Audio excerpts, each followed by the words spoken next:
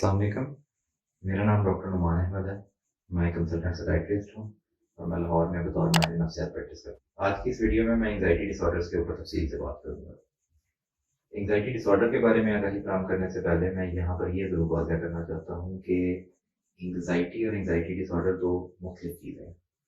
Anxiety वो normal human response है जो किसी भी ऐसी सिचुएशन में पैदा होता है जिसमें वो इंसान पहली दफ़ा जा रहा हो या कोई ऐसी सिचुएशन हो जो एकदम से अचानक पैदा हुई हो जिससे पहले वो ना गुजरे हों, या कोई ऐसी स्ट्रेसफुल सिचुएशन हो या सदमा हो जिसका सामना करने से घबराहट पैदा होती है। एंग्जाइटी आम जबान में बेचैनी और घबराहट को ही कहा जाता है, लेकिन अमूमन नॉर्मल सिचुएशंस के अंदर ये एंग्जाइटी किसी भी सदमे से, परेशानी से, टेंशन से, घर में लड़ाई झगड़े से, पहली दफ़ा कोई काम करने से, किसी जॉब इंटरव्यू में जाने से, हर इन सिचुएशंस में पैदा हो सकती है। और जैसे ही वो सिचुएशन रिजॉल्व हो या ख़त्म हो तो एंग्जाइटी ख़त्म हो जाती है। लेकिन एंग्जाइटी डिसऑर्डर में ऐसा नहीं होता। एंग्जाइटी डिसऑर्डर्स के अंदर यही एंग्जाइटी, बेचैनी, घबराहट और इसके साथ मुंसलिक दूसरी अलामात अमूमन 2 हफ्ते से ज़्यादा के लिए रहती हैं और शदीद हद तक इंसान के सोशल और ऑक्यूपेशनल डिसफंक्शन कॉज करती हैं, जिसकी वजह से इनको फिर बीमारी कंसीडर किया जाता है। एंग्जाइटी डिसऑर्डर की आम अलामात के अंदर साइकोलॉजिकल सिम्टम्स और फिजिकल सिम्टम्स होती हैं। साइकोलॉजिकल सिम्टम्स के अंदर बेचैनी, घबराहट, डर खौफ के ख्यालात आना, उदासी या मायूसी की कैफियत पैदा हो जाना, चिड़चिड़ापन आना या गुस्से की कैफियत आ जाना, कई दफ़ा रोने वाली कैफियत पैदा हो जाना, ये अलामत शामिल है।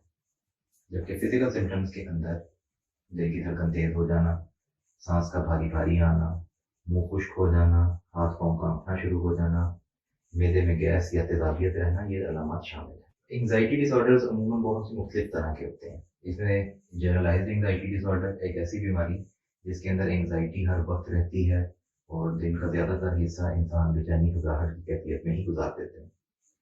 दूसरे नंबर पर फोबिक एंग्जाइटी डिसऑर्डर यानी डर खौफ की बीमारी, जिसके अंदर किसी खास सिचुएशन से खौफ पैदा होता है। जो कुछ लोगों को हॉस्पिटल जाने से खौफ पैदा हो जाता है, कुछ लोगों को हाइट्स का खौफ होता है, कुछ लोगों को पानी से खौफ आ जाता है, सिरिंजेस से खौफ आना शुरू हो जाता है या अमूमन बीमारी का खौफ पैदा हो जाता है।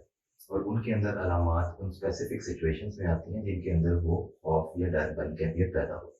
मसलन अगर किसी को बीमारी का खौफ पैदा हो जाए तो अमूमन जब भी कोई नई अलामत जिस्म में पैदा हो तो उनको खौफ पैदा हो जाता है, यानी दिल की धड़कन तेज होने से खौफ पैदा हो जाता है कि शायद हार्ट अटैक ना हो जाए या दिल बंद ना हो जाए।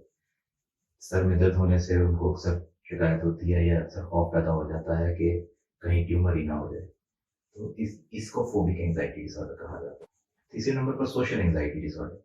सोशल एंग्जाइटी डिसऑर्डर एक ऐसी बीमारी है जिसके अंदर इंसान को सोशल गैदरिंग्स का, लोगों से मिलने जुलने का, नई जगहों पर जाने का या इवन वो जगह जहाँ पर वो बहुत रेगुलरली आते जाते हैं या रिलेटिव्स के पास जाने का या घर में किसी शादी ब्याह के फंक्शन पे जाने का, इस हद तक खौफ पैदा हो जाता है कि वो उन चीज़ों को, उन महफिलों को, उन लोगों से मिलने जुलने को अवॉइड करना शुरू हो जाते हैं और शदीद हद में जाकर सिर्फ अपने घर तक और अपने कमरे तक बंद होकर रहते हैं। पैनिक अटैक्स या पैनिक डिसऑर्डर्स। पैनिक डिसऑर्डर एक ऐसी कैफियत है जिसके अंदर एंग्जाइटी एकदम से शदीद एंग्जाइटी बिल्ड होती है, दिल की धड़कन बहुत तेज हो जाती है, सांस भारी भारी आना शुरू हो जाता है और खौफ पैदा हो जाता है कि शायद मौत वाक़या ना हो जाए या ज़हनी तवाज़ुन ना खो बैठे।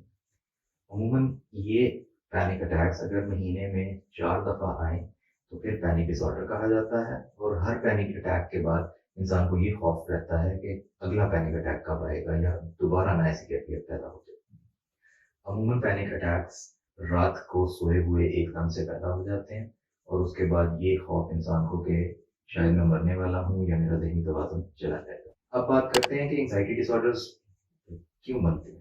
पेशेंट्स का या फैमिली मेंबर्स का अक्सर सवाल होता है कि एंग्जाइटी डिसऑर्डर कैसे होगा डॉक्टर साहब, इसको तो कोई टेंशन नहीं है, ये हमारे तो घर में कोई परेशानी नहीं है। तो अमूमन ये ज़रूरी नहीं कि एंग्जाइटी डिसऑर्डर्स किसी टेंशन परेशानी के या सदमे के बाद ही बने।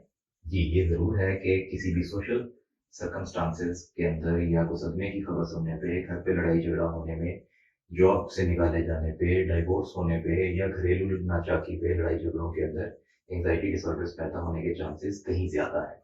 लेकिन ये ज़रूरी नहीं हर किस्म का एंग्जाइटी डिसऑर्डर सिर्फ किसी स्ट्रेस के बाद ही पैदा हो। एंग्जाइटी डिसऑर्डर्स के अंदर न्यूरोकेमिकल इम्बैलेंस वो मेन वजह है जो एंग्जाइटी डिसऑर्डर का बायस बनती है।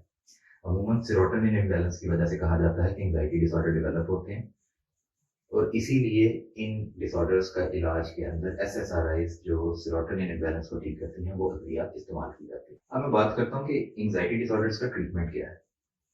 अमूमन जिस तरह किसी भी जिस्मानी बीमारी को दर्जाबंदी के अंदर या ग्रेडिंग की जाती है माइल्ड, मॉडरेट, सीवियर, इसी तरह एंग्जाइटी डिसऑर्डर्स को भी माइल्ड, मॉडरेट और सीवियर डिसऑर्डर्स के अंदर क्लासिफाई किया जाता है।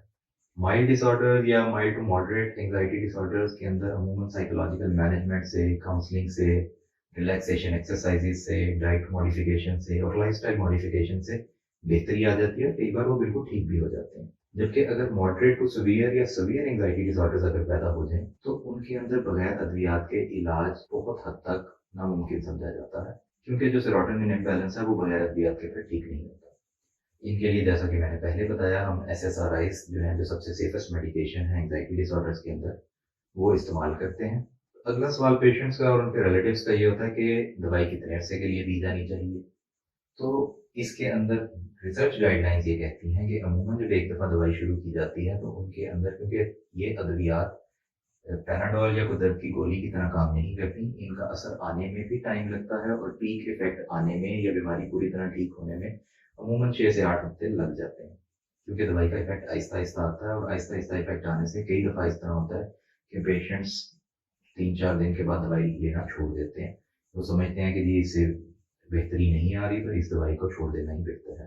हालांकि ऐसा नहीं है, क्योंकि SSRIs या कोई भी ऐसी मेडिकेशन जो एंग्जाइटी डिसऑर्डर्स में इस्तेमाल की जाती है, अमूमन उनका इफेक्ट 7 से 10 दिन के बाद सही तरह आना शुरू होता है और 2 से 3 हफ्ते के बाद पीक इफेक्ट्स आना शुरू होते हैं और यही वो टाइम है जिसमें एकदम से बेहतरी आना शुरू होती है और अमूमन 6 से 8 हफ्ते में बीमारी पूरी तरह नहीं तो मेजॉरिटी हद तक बेहतर हो जाती है। लेकिन एकदम दवाई छोड़ देने से कि तबीयत बेहतर हो गई है और अब मैं दवाई छोड़ दूँ, उससे तबीयत बहुत ख़राब हो जाती है, क्योंकि वो फिर एक तो बीमारी जल्दी वापस आ जाती है, दूसरा फिर मेडिकेशन छोड़ने के विड्रॉल इफेक्ट्स आते हैं। इसलिए जब तबीयत पूरी तरह ठीक भी हो जाए तो एक आम जनरल रूल ऑफ थंब ये है कि जितना अरसा बीमारी को ठीक होने में लगा है उतना ही अरसा बीमारी ठीक होने के बाद भी दवाइयाँ या अद्वियात दी जाती हैं और उसके बाद फिर उनको आहिस्ता आहिस्ता करके कम किया जाता है, ताकि ये ना हो कि जब बीमारी ठीक हो जाए उसके बाद फौरन दवाइयाँ बंद करने से दोबारा वापस आए। अक्सर लोग पूछते हैं कि एंग्जाइटी डिसऑर्डर्स के अंदर किस किस्म की परहेज करनी चाहिए। तो अमूमन एंग्जाइटी डिसऑर्डर्स के अंदर जो सबसे कॉमन चीज़ जो प्रिवेंट करनी चाहिए वो है स्टिमुलेंट्स का इस्तेमाल, यानी चाय, कॉफ़ी, एनर्जी ड्रिंक्स, इन चीज़ों के इस्तेमाल को मना करना चाहिए। दूसरे नंबर पर ऐसी चीज़ें जो मैदे को डिस्टर्ब करती हैं उनको अवॉइड करना चाहिए, यानी स्पाइसी फूड, फ्राइड फूड, क्योंकि जब मैदा डिस्टर्ब होता है तो एंग्जाइटी डिसऑर्डर्स बढ़ जाते हैं। तीसरे नंबर पर बहुत ज़्यादा शुगरी चीज़ें, चीनी वाली चीज़ें, क्योंकि वो ज़्यादा हाइपर एक्टिविटी पैदा करती हैं, उनकी वजह से एंग्जाइटी बढ़ने का खतरा है। अब बात करते हैं कुछ लाइफस्टाइल मॉडिफिकेशन की कि जिससे एंग्जाइटी डिसऑर्डर्स बेहतर हो सकते हैं। रिसर्च ने ये बात साबित की है कि 3-4 चीज़ें अपनाने से एंग्जाइटी डिसऑर्डर्स या तो होते नहीं हैं या अगर हों तो बहुत हद तक बेहतरी आ जाती है उनके अंदर। उसमें सबसे पहले है नींद, कि रोज़ाना का नींद का स्केड्यूल जिसमें 6 से 8 घंटे की रोज़ाना की रात की नींद हो। दूसरे नंबर पर कम से कम स्क्रीन टाइम, यानी टीवी, मोबाइल फ़ोन और लैपटॉप्स के आगे कम से कम टाइम स्पेंड करना। तीसरे नंबर के ऊपर एक्सरसाइज, वो एक्सरसाइज फिजिकल एक्सरसाइज भी होनी चाहिए कि कम से कम पौना घंटा या 1 घंटा रोज़ाना का वॉकिंग, रनिंग, स्विमिंग या जिम की फॉर्म में फिजिकल एक्सरसाइज होनी चाहिए। और इसके अलावा रिलैक्सेशन एक्सरसाइज जिसके अंदर डीप ब्रीदिंग है या प्रोग्रेसिव मसल रिलैक्सेशन है वो ज़रूर होनी चाहिए। ये वो चीज़ें हैं जिनको अपनाकर एंग्जाइटी डिसऑर्डर्स को बहुत हद तक मैनेज किया जा सकता है। मैं उम्मीद करता हूँ कि आपको ये वीडियो पसंद आएगी। आगे इसी तरह की इंफॉर्मेटिव वीडियोस के साथ आपके सामने दोबारा पेश होऊंगा। तब तक के लिए अल्लाह हाफिज़।